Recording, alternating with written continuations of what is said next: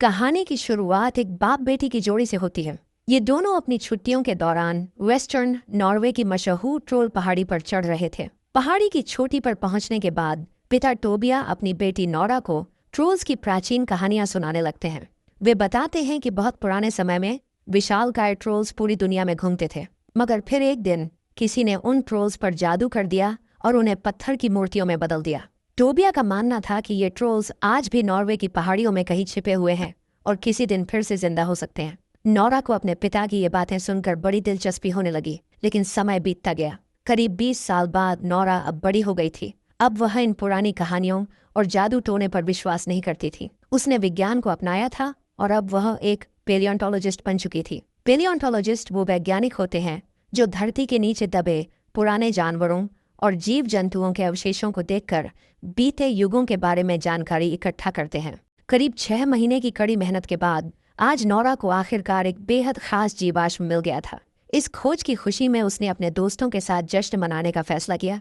इसी बीच दूसरी तरफ पहाड़ों पर मेट्रो स्टेशन बनाने का काम बहुत तेजी से चल रहा था। मेट्रो का रास्ता बनाने के लिए पहाड़ों में लगातार धमाके किए जा रहे थे। इन धमाकों और कंस्ट्रक्शन के चलते कई लोग इसका विरोध भी कर रहे थे, लेकिन इंजीनियर और अधिकारी उनकी बातों को नजरअंदाज कर फिर से एक और धमाके की तैयारी में लगे थे। जब इंजीनियर्स गुफा के अंदर पहुंचे तो उन्हें वहां कुछ अजीब सी आवाजें सुनाई देने लगी।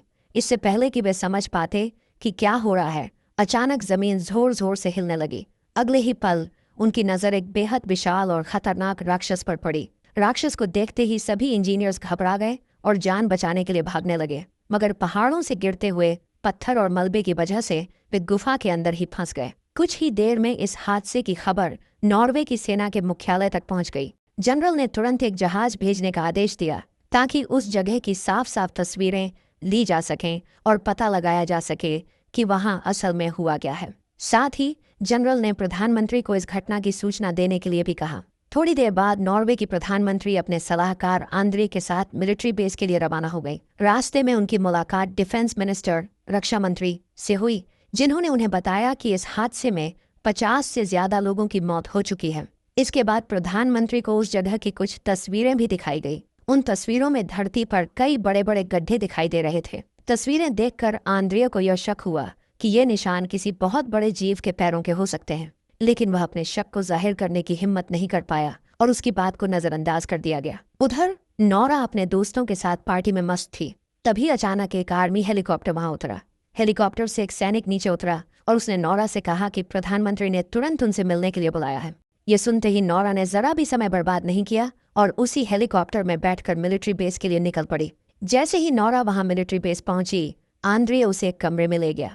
उस कमरे में देश के सभी बड़े अफसर पहले से मौजूद थे और खुद प्रधानमंत्री भी वहां बैठी थी।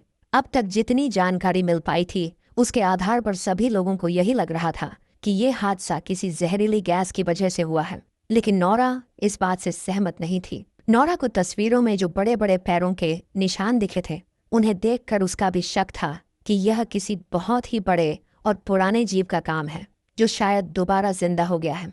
आंद्रिया के मन में भी कुछ इसी तरह के विचार थे, लेकिन उसने इन बातों को सबके सामने कहना सही नहीं समझा। कमरे में बैठे बाकी सरकारी अफसरों को नोरा की बात पर भरोसा नहीं हुआ। उन्हें लगा कि वह मजाक कर रही है। उनके मुताबिक इतने बड़े प्राचीन जानवर के जिंदा होने की बात असंभव थी। उन्होंने सवाल उठाया कि अगर ऐसा कोई जानवर होता तो इतने सालों से वह खा क्या रहा था, मरा क्यों नहीं। तभी उसी वक्त एक कंप्यूटर एक्सपर्ट लड़की जिसका नाम सिगरेट था कमरे में आई। उसने बताया कि उसने बहुत मेहनत से इस हादसे की एक वीडियो क्लिप ढूंढ निकाली है।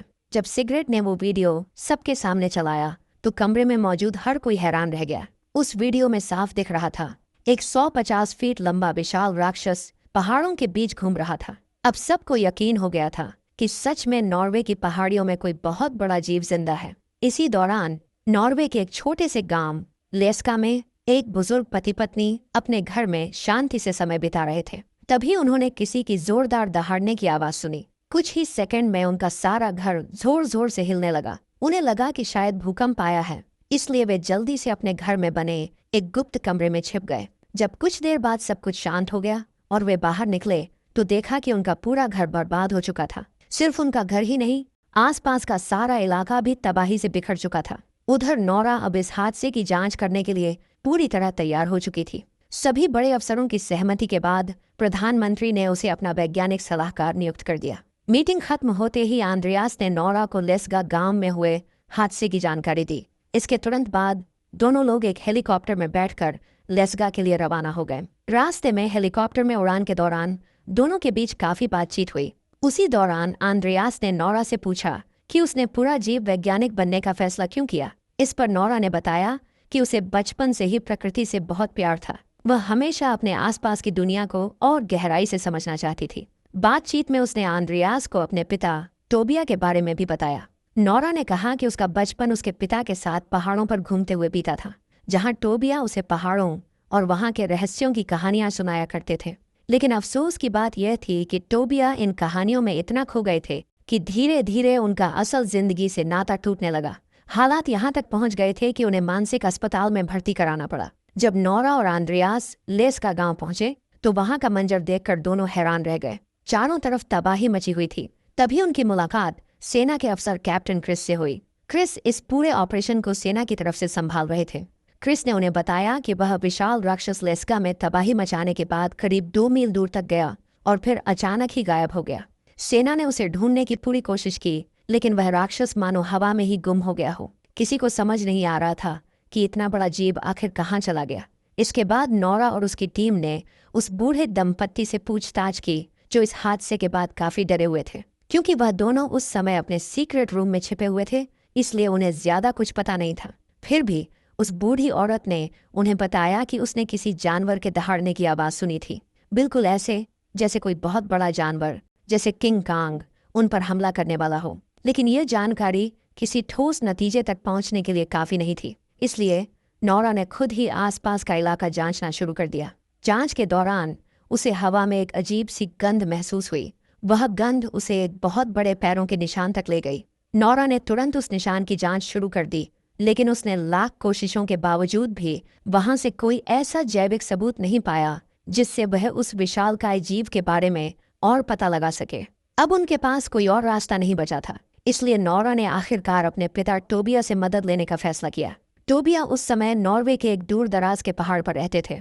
नोरा, आंद्रियास और कैप्टन क्रिस ने जल्दी वहां पहुंचने के लिए हेलीकॉप्टर का सहारा लिया। जैसे ही वे लोग टोबिया के घर पहुंचे, टोबिया ने उन पर बंदूक तान दी, लेकिन जैसे ही उसने अपनी बेटी नोरा को देखा, वह तुरंत शांत हो गया और बंदूक नीचे रख दी। इसके बाद टोबिया ने सभी को अपने घर के अंदर बुला लिया। इतने सालों बाद भी टोबिया ट्रोल्स पर रिसर्च कर रहा था। जब नोरा और उसकी टीम ने टोबिया को उस राक्षस का वीडियो दिखाया तो वह हैरान रह गया और बस एक ही बात बोली, वो आ गए हैं। लेकिन नोरा को अब भी कुछ समझ नहीं आ रहा था, इसलिए उसने अपने पिता से इस बारे में कोई वैज्ञानिक जवाब मांगा ताकि वे लोग इससे बचने का कोई रास्ता ढूंढ सकें। पर टोबिया अपने पुराने रिसर्च पर अड़ा रहा। उसके मुताबिक ट्रोल्स नॉर्वे से इसीलिए गायब हो गए थे क्योंकि यहाँ के सभी लोगों ने ईसाई धर्म अपना लिया था। टोबिया ने यह भी बताया कि वह इस रहस्य का सच कई साल पहले ही दुनिया को बताने वाला था, लेकिन उसे पागल कहकर मानसिक अस्पताल में डाल दिया गया। इसके बाद टोबिया ने अपना बैग उठाया और सबको एक खास जगह पर ले चलने को कहा। वे लोग फिर से हेलीकॉप्टर में सवार हुए और थोड़ी देर उड़ने के बाद उस जगह पर पहुंच गए जिसके बारे में टोबिया ने बताया था। जैसे ही वे वहां उतरे, टोबिया ने तुरंत उस इलाके की जांच शुरू कर दी, लेकिन कुछ देर तक इधर उधर देखने के बाद उसे एहसास हुआ कि वह जगह अब पहले जैसी नहीं रही। सब कुछ पूरी तरह बदल चुका था। उधर दूसरी तरफ नोरा को एक बार फिर से वही अजीब सी खुशबू महसूस हुई जिसे उसने हाइपर नेचर नाम दिया था। नोरा इस महक को समझने की कोशिश ही कर रही थी कि तभी उसकी नज़र पास ही मौजूद एक बहुत बड़े जीव पर पड़ी। यह कोई और नहीं बल्कि वही ट्रोल था जिसने खुद को आसपास के इलाके में छुपा रखा था। लेकिन किस्मत अच्छी थी, सभी लोग समय रहते हेलीकॉप्टर में बैठकर वहां से सुरक्षित निकल गए। जैसे ही वे लोग एक सुरक्षित जगह पहुंचे, उन्होंने इंटरनेट के जरिए उस ट्रोल की तस्वीरें और वीडियो सरकार तक भेज दी। इतने बड़े ट्रोल को देखकर सभी सरकारी अधिकारी हैरान रह गए। अब जब सबको ट्रोल्स की असलियत पर भरोसा हो गया था, तो नॉर्वे के प्रधानमंत्री ने तुरंत ट्रोल्स के खिलाफ एक सैन्य ऑपरेशन शुरू करने का फैसला किया। इस ऑपरेशन की जिम्मेदारी कैप्टन क्रिस को दी गई। प्रधानमंत्री का आदेश मिलते ही फौज ने तुरंत उस ट्रोल को रोकने के लिए हमला शुरू कर दिया। उन्होंने अपनी सबसे खतरनाक मिसाइलों और हथियारों का इस्तेमाल किया, लेकिन ट्रोल पर इनका कोई असर नहीं हुआ। वह हर हमले को आसानी से झेल रहा था। तभी ट्रोल ने गुस्से में आकर एक सैनिक को पकड़ लिया और उसे खा गया। ये देखकर टोबिया उसे शांत करने के लिए खुद उसके सामने चला गया। शुरुआत में ट्रोल टोपिया की बातों को ध्यान से सुन भी रहा था, लेकिन तभी फौज की बाकी यूनिट्स ने एक बार फिर से उस पर हमला कर दिया। यह देखकर ट्रोल बहुत गुस्सा हो गया और जैसे ही वह पलटा, उसकी भारी पूंछ सीधे टोबिया से टकरा गई। टोबिया बुरी तरह से घायल हो गया। यह देख नोरा तुरंत अपने पिता के पास भागी, लेकिन टोबिया ने कुछ कहने की कोशिश की और उसके कुछ बोलने से पहले ही उसने दम तोड़ दिया। उसी रात नोरा अपने पिता की डायरी को रोते हुए पढ़ रही थी, ताकि वह किसी तरह से ट्रोल्स को रोकने का तरीका खोज सके। कई घंटे तक डायरी पढ़ने के बाद नोरा को एक अहम बात पता चली। उसे मालूम हुआ कि ट्रोल्स अक्सर चर्चों को नष्ट कर देते थे, क्योंकि उन्हें चर्च की घंटियों की आवाज़ बिल्कुल पसंद नहीं थी।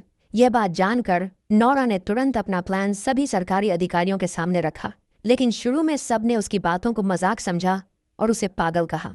नोरा ने सभी को समझाया कि मिसाइल और हथियारों से ट्रोल पर कोई असर नहीं हो रहा है, इसलिए अब कुछ अलग सोचना पड़ेगा। काफी सोच विचार के बाद प्रधानमंत्री ने नोरा को इस योजना पर काम करने की अनुमति दे दी। फिर जल्दी ही 4 आर्मी हेलीकॉप्टर्स बड़े बड़े चर्च की घंटियां लेकर ट्रोल की तरफ बढ़ने लगे।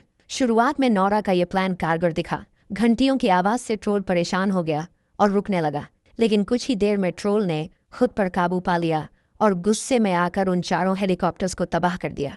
अब ट्रोल इतना ज्यादा गुस्से में आ गया कि उसने चारों ओर भारी तबाही मचानी शुरू कर दी। लेकिन इसी तबाही के बीच ट्रोल ने एक बच्चे की जान बचाई। यह देखकर साफ लग रहा था कि उस ट्रोल के अंदर भी शायद एक नरम दिल है। इस हादसे के बाद दुनिया भर के न्यूज़ चैनल्स ने इस खबर को दिखाना शुरू कर दिया। इससे आम लोगों में डर और घबराहट फैल गई। इसी दौरान प्रधानमंत्री ने पूरे देश में आपातकाल की घोषणा कर दी। ओस्लो शहर और उसके आसपास के इलाकों को तुरंत खाली करने का आदेश दे दिया गया, क्योंकि ट्रोल तेजी से ओस्लो शहर की ओर बढ़ रहा था। उधर अपने नाकामयाब प्लान के कारण नोरा को साइंटिफिक सलाहकार के पद से हटा दिया गया। उधर दूसरी तरफ आंद्रियास को सरकार के अगले प्लान के बारे में पता चल गया था।